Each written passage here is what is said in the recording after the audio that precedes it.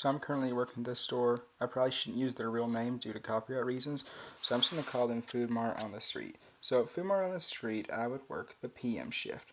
That means I would go in at 4 p.m. and leave at 10 p.m. Or sometimes on rare occasions, I would go in at 5 and leave at 10 p.m. And I would always hate working from 5 to 10 because that means I would only get a 15-minute break as opposed to 30. So I was always happy to work at 4. And I'm not sure if that makes me a bad person or not. Does it? Yes, it does. Oh, come on, I didn't ask you slightly badly alter voice me.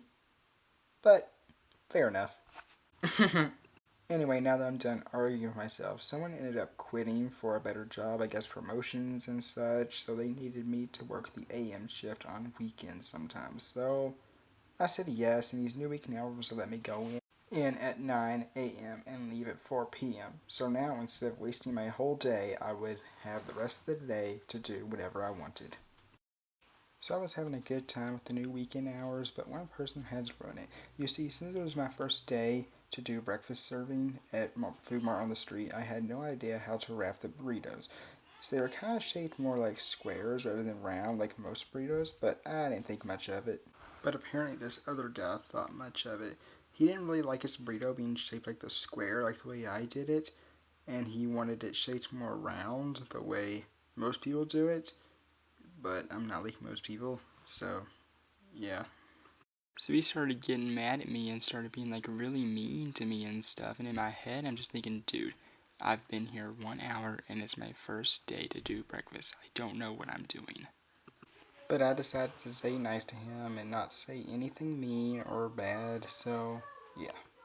Luckily, my manager walked over and she started explaining to him how it was my first day, and she even offered to rewrap the burrito and or remake it and change it from the ugly square that it was into a nice round burrito.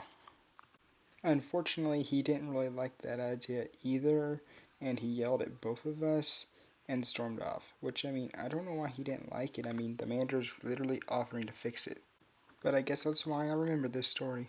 But the story doesn't end there. Of course it doesn't. I wish it could, but it won't.